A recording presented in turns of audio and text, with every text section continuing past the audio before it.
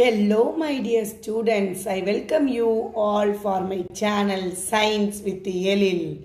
இன்னைக்கு நம்ம வீடியோவில் கிளாஸ் 10 ஸ்டேட் போர்டில் ஆப்டிக்ஸ் லெசன் 2ல் உள்ள இம்பார்ட்டன்ட் டீட்டெயில்ஸை பற்றி தான் பார்க்க போகிறோம்.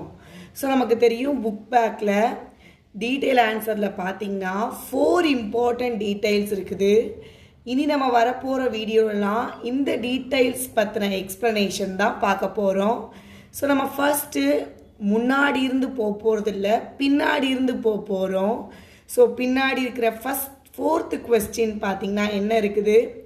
Explain the construction and working of a compound microscope. ஏன் பின்னாடி இருந்து சொல்கிறேன்னா முன்னாடி உள்ள கொஷின்ஸ்லாம் ஈஸியாக இருக்குது. நம்ம பின்னாடி உள்ள கொஷின்ஸ் இந்த காம்பவுண்ட் மைக்ரோஸ்கோப் பற்றி ஸ்டூடெண்ட்ஸ் எப்போவுமே படிக்கிறதுக்கு கொஞ்சம் ரொம்பவே சிரமப்படுறீங்க. ஸோ இதை உங்களுக்கு நான் ஈஸியாக சிம்பிளஸ்ட்டாக எப்படி ஞாபகம் வச்சுக்கலான்றது தான் இந்த வீடியோவில் உங்களுக்கு நான் சொல்ல போகிறேன். சரிங்களா? வாங்க காம்பவுண்ட் மைக்ரோஸ்கோப் அப்படின்றத பற்றி லேர்ன் பண்ணுவோம். நமக்கு தெரியும் காம்பவுண்ட் மைக்ரோஸ்கோப்னாலே நம்ம tiny objects. What is by tiny objects? Small objects அதான் வச்சுப்பாங்க. Compound microscope is also simple மைக்ரோஸ்கோப்பை வச்சும் டைனி ஆப்ஜெக்ட்ஸை பார்க்கலாம். Compound microscope is also used to see the tiny is nothing but small ஆப்ஜெக்ட்ஸை பார்க்குறதுக்கு ஹெல்ப் பண்ணும். It has better magnification power. Simple மைக்ரோஸ்கோப்பை விட இந்த காம்பவுண்ட் மைக்ரோஸ்கோப்போட மேக்னிஃபிகேஷன் நல்லா தெளிவாக தெரியும். அந்த மேக்னிஃபிகேஷன் பவர் ரொம்ப சூப்பராக இருக்கும். ஸோ காம்பவுண்ட் மைக்ரோஸ்கோப் டைனி ஆப்ஜெக்ட்ஸை பார்க்குறதுக்காக தான் நமக்கு யூஸ்ஃபுல்லாக இருக்குது. இதுக்கு பெட்டர் மேக்னிஃபிகேஷன் பவர் இருக்குது தேன் சிம்பிள் மைக்ரோஸ்கோப். இந்த மேக்னிஃபிகேஷன் பவர் ஆஃப் மைக்ரோஸ்கோப்பை இன்க்ரீஸ் பண்ணணும்னா ஃபோக்கல் லென்த் ஆஃப் த லென்ஸோட ஃபோக்கல் லென்த்தை டிக்ரீஸ் பண்ணணுமா? அதனால் ஞாபகம் வச்சுக்கோங்க. மேக்னிஃபிகேஷன் பவர் ரொம்ப தெளிவாக தெரியறதுக்கு இந்த மேக்னிஃபிகேஷன் பவரை நம்ம இன்க்ரீஸ் பண்ணோம்னா நம்ம யூஸ் பண்ணுற லென்ஸோட ஃபோக்கல் லென்த்தை டிக்ரீஸ் பண்ணணும்.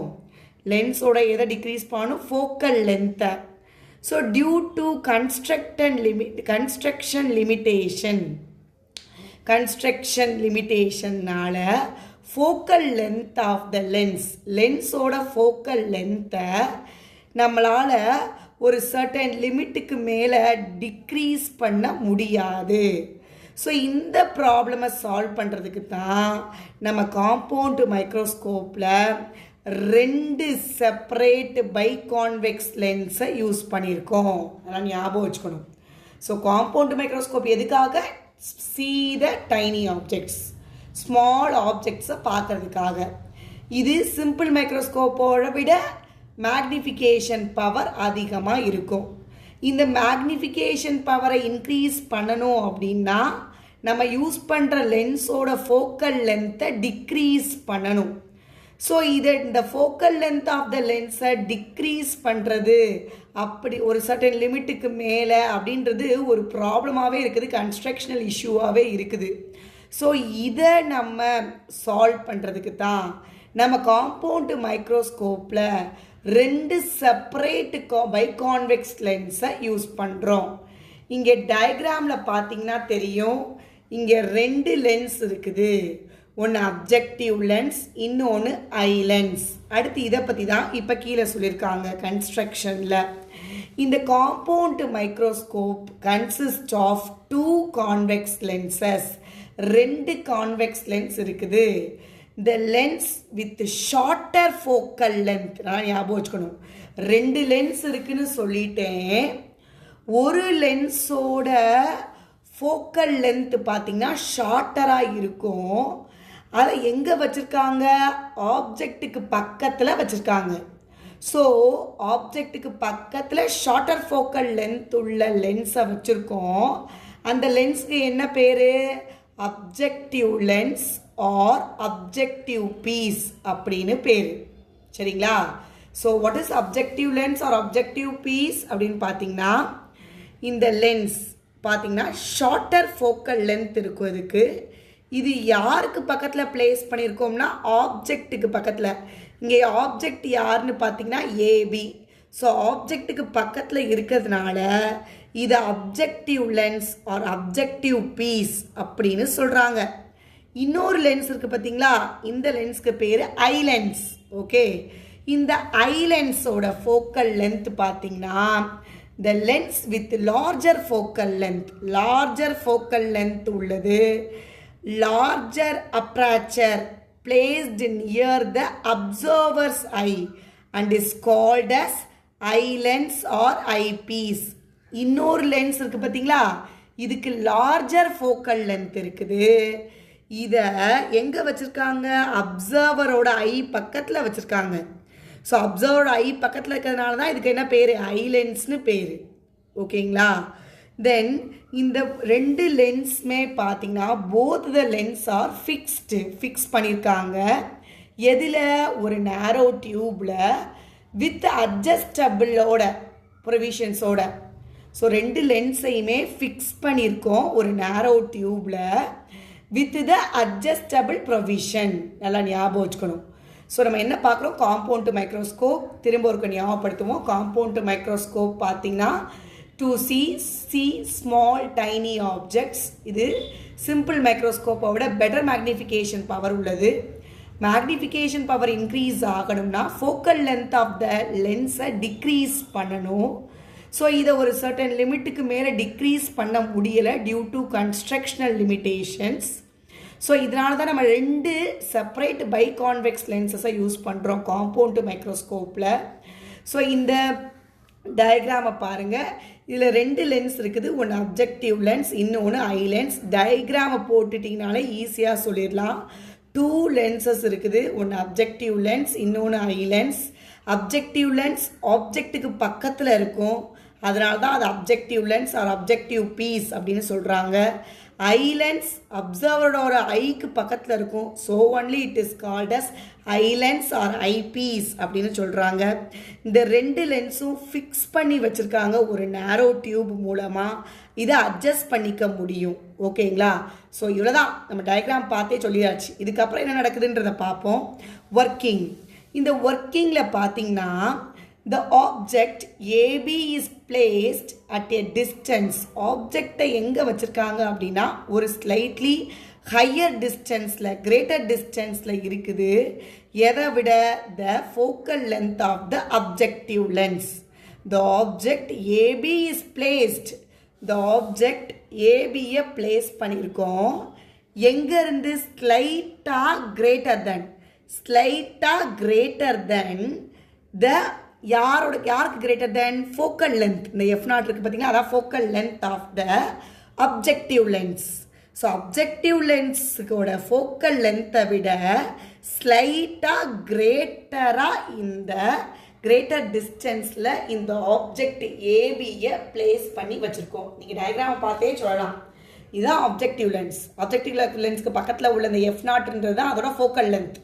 அதுக்கு கொஞ்சம் டிஸ்டன்ஸில், ஸ்லைட்டாக கிரேட்டர் தென் டிஸ்டன்ஸில் ஏபின்ற ஆப்ஜெக்டை நம்ம வச்சுருக்கோம். சரிங்களா? அதான் அந்த பாயிண்டில் கொடுத்துருக்காங்க. ஸோ இப்போ என்ன ஆகும்? இந்த ஆப்ஜெக்ட்டு இந்த லென்ஸில் பட்டு இமேஜை ஃபார்ம் பண்ணும். எங்கே ஃபார்ம் ஆயிருக்கு? ஏபின்ற ஆப்ஜெக்ட்டுக்கு இங்கே இந்த லென்ஸில் பட்டு இங்கே பாருங்கள் இமேஜ் ஃபார்ம் ஆயிருக்கு A', B' அப்படின்னு. நீங்கள் பார்த்தீங்கன்னா இங்கே ஏபியாக இருந்தது, இங்கே B' A' ஆகிருக்குது. அப்போ இன்வெர்ட்னா தலைகீழாக மாறி இருக்குது. பட் ரியல் இமேஜாக தான் கிடச்சிருக்குது. பட் மேக்னிஃபைடு இங்கே இருக்கிறத நீங்கள் பார்த்தீங்கன்னா நல்லா தெளிவாக மேக்னிஃபைடாக இமேஜ் கிடச்சிருக்குது அப்படின்னு சொல்கிறாங்க. எங்கே கிடச்சிருக்குது? சேம் சைட்லையா? இல்லை, other side of the objective lens. இந்த பக்கமே கிடைக்கல, லென்ஸோட அப்ஜெக்டிவ் லென்ஸோட அதர் சைடில் கிடச்சிருக்குது. ஸோ அதான் கொடுத்துருக்காங்க. ஸோ இங்கே பாருங்கள், எ ரியல் இன்வெர்டட் இன்வெர்ட்டட்னா தலைகீழான பிம்பம் இமேஜ் வந்துட்டு மேக்னிஃபைடு இமேஜாக ஏ டேஷ் பி டேஷ் வந்துட்டு ஃபார்ம் ஆயிருக்கு. எங்கே ஃபார்ம் ஆயிருக்கு? At the other side of the objective lens. Objective லென்ஸுக்கு அதர் சைடில் தான் இந்த ஆப்ஜெக்டோட இமேஜ் எப்படி கிடச்சிருக்கு? பி டேஷ் ஏ டேஷாக கிடச்சிருக்குது. ரியல் இமேஜாக இருக்குது, இன்வெர்ட்டட் தலைகீழாக இருக்குது. ஏ பின்னு இருந்தது பி டேஷ் ஏ டேஷாக மாறி இருக்குது.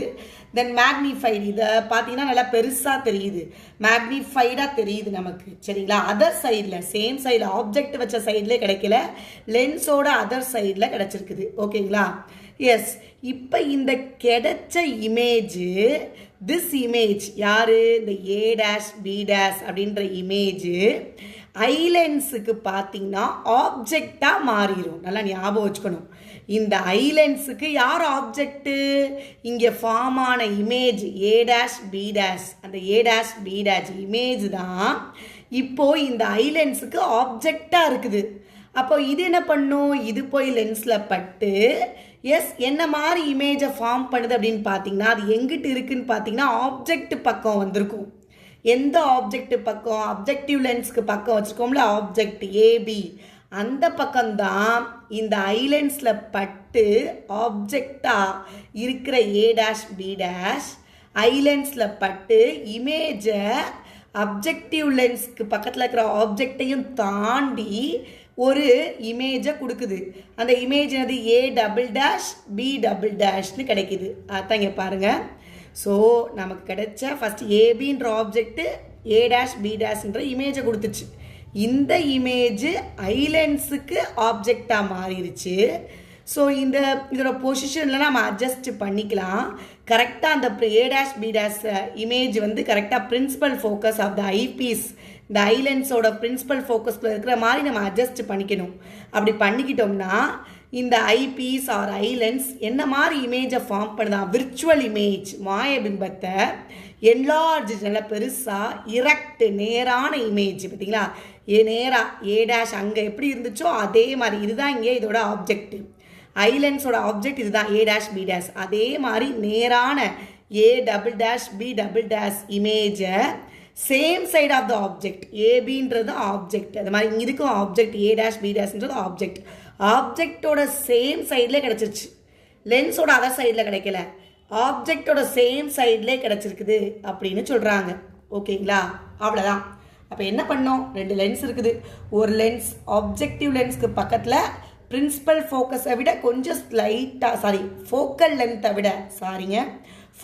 லென்த்தை விட கொஞ்சம் ஸ்லைட்டாக கிரேட்டர் டிஸ்டன்ஸில் ஏபின்ற ஒரு ஆப்ஜெக்டை வச்சோம். அது ஏ டேஷ் பி டேஷ்ன்ற ரியல் இன்வெர்ட்டட் மேக்னிஃபைடு இமேஜை கொடுத்துச்சு லென்ஸோட அதர் சைடில். இதுதான் நமக்கு இப்போ ஆப்ஜெக்டாக இருக்கும் ஐலென்ஸுக்கு. இதை நம்ம கிளியராக அட்ஜஸ்ட் பண்ணி இதோட பிரின்சிபல் ஃபோக்கஸ்க்குள்ளே இருக்கிற மாதிரி வச்சோம்னா இது இப்போது ஒரு இமேஜை ஃபார்ம் பண்ணும் சேம் சைட் ஆஃப் த ஆப்ஜெக்டில். அதுதான் A double dash B double dash அப்படின்னு சொல்கிறாங்க. சரிங்களா? ஸோ இந்த compound microscope has 52 very very important 1 mark கொஸ்டினில் கூட கேட்கலாம். 200 டைம்ஸ் இதோட மேக்னிஃபிகேஷன் பவர் இருக்குமா? எதை கம்பேர் பண்ணும்போது? சிம்பிள் மைக்ரோஸ்கோப்பை கம்பேர் பண்ணும்போது. ஓகேங்களா? So compound microscope has 50 to 200 times more magnification power than simple microscope. அவ்வளோதாங்க. ஸோ ரொம்ப ஈஸி. ஆனால் ஸ்டூடெண்ட்ஸ் நீங்கள் எப்பயுமே இந்த கொஷின்ஸை ஆப்டிக்ஸ் லெசன்ஸில் ஒமிட் பண்ணாமல் படிங்க. Very easy. காம்பவுண்ட் மைக்ரோஸ்கோப்னாலே நீங்கள் ரொம்ப எதையுமே பார்க்க வேணாம், ஜஸ்ட் இந்த டயக்ராம் வச்சே சொல்லிடலாம். காம்பவுண்ட் மைக்ரோஸ்கோப் எதுக்கு ஹெல்ப் பண்ணுது? ஸ்மால் ஆப்ஜெக்ட்ஸை பார்க்க. இதோட மேக்னிஃபிகேஷன் பவர் அதிகம் கம்பேர் டு சிம்பிள் மைக்ரோஸ்கோப். இந்த மேக்னிஃபிகேஷன் பவரை இன்க்ரீஸ் பண்ணணும்னா ஃபோக்கல் லென்த்தை டிக்ரீஸ் பண்ணணும். பட் அதை டிக்ரீஸ் பண்ண முடியலை பிகாஸ் ஆஃப் கன்ஸ்ட்ரக்ஷனல் ப்ராப்ளம்னால. ஸோ இதுக்காகத்தான் நம்ம 2 லென்ஸை யூஸ் பண்ணியிருக்கோம். இங்கே இருக்கிற ஒரு லென்ஸு அப்ஜெக்டிவ் லென்ஸ், இன்னொரு லென்ஸு ஐ லென்ஸ். அப்ஜெக்டிவ் லென்ஸ் பார்த்தீங்கன்னா ஆப்ஜெக்ட் ஏபிக்கு பக்கத்தில் இருக்கும். ஐ லென்ஸ் பார்த்தீங்கன்னா அப்சர்வரோட ஐக்கு பக்கத்தில் இருக்கும். இப்போது இந்த ரெண்டு லென்ஸையும் ஒரு நேரோ டியூப்ல அட்ஜஸ்டபிளோட ஃபிட் பண்ணி வச்சுருக்காங்க. இதெல்லாம் டயக்ராம் பார்த்தே சொல்லிடலாம் அப்படியே, ஓகேங்களா? நெக்ஸ்ட்டு இந்த அப்ஜெக்டிவ் லென்ஸ் பார்த்தீங்கன்னா ஆப்ஜெக்டை எங்கே வைக்கிறாங்க அப்படின்னா அப்ஜெக்டிவ் லென்ஸோட ஃபோக்கல் லென்த்தை விட கொஞ்சம் கிரேட்டர் டிஸ்டன்ஸில் வைக்கிறாங்க. அப்போது ஒரு இமேஜை ஃபார்ம் பண்ணுது. லென்ஸோட அதர் சைடில் அந்த இமேஜ் தான் ஏ டேஷ் பி டேஷ். இது வந்து இன்வெர்டடாக கிடைக்குது, ரியல் இமேஜாக இருக்குது, மேக்னிஃபைடாக இருக்குது. இந்த image A dash B dash இப்போது ஐலென்ஸுக்கு ஆப்ஜெக்டாக இருக்குது. இது ஒரு இமேஜை கொடுக்குது, சேம் சைட்லேயே கொடுக்குது, ஆப்ஜெக்ட்டுக்கு ஒரு சேம் சைட்லேயே கொடுக்குது. அந்த இமேஜ் தான் A double dash B double dash. இது பார்த்தா ஒரு விர்ச்சுவல் இமேஜாக என்லார்ஜ்டு இமேஜாக இருக்குது, எரக்ட் இமேஜாக இருக்குதுன்னு சொல்லியிருக்காங்க. இந்த காம்பவுண்ட் மைக்ரோஸ்கோப் பார்த்தீங்கன்னா சிம்பிள் மைக்ரோஸ்கோப்பை விட 50 to 200 times more magnification power இருக்குது அப்படின்னு சொல்கிறாங்க. இவ்வளோதாங்க இந்த காம்பவுண்ட் மைக்ரோஸ்கோப். ஸோ மறக்காமல் டயக்ராமை வரைஞ்சி பார்த்துட்டு டயக்ராமை வச்சே இந்த கொஷினை படிங்க. ரொம்ப சிம்பிளிஃபைடாக படிச்சிடலாம், மறக்கவே மறக்காது. ஓகேங்களா? ஸோ நெக்ஸ்ட் வீடியோவில் நெக்ஸ்ட் இம்பார்ட்டன்ட் டீட்டெயில் பற்றி நம்ம டீட்டெயிலாக டிஸ்கஸ் பண்ணுவோம். தொடர்ந்து நம்ம சேனலை பாருங்கள், லைக் பண்ணுங்கள், ஷேர் பண்ணுங்கள், கமெண்ட் பண்ணுங்கள், சப்ஸ்கிரைப் பண்ணுங்கள். Yes, thank you.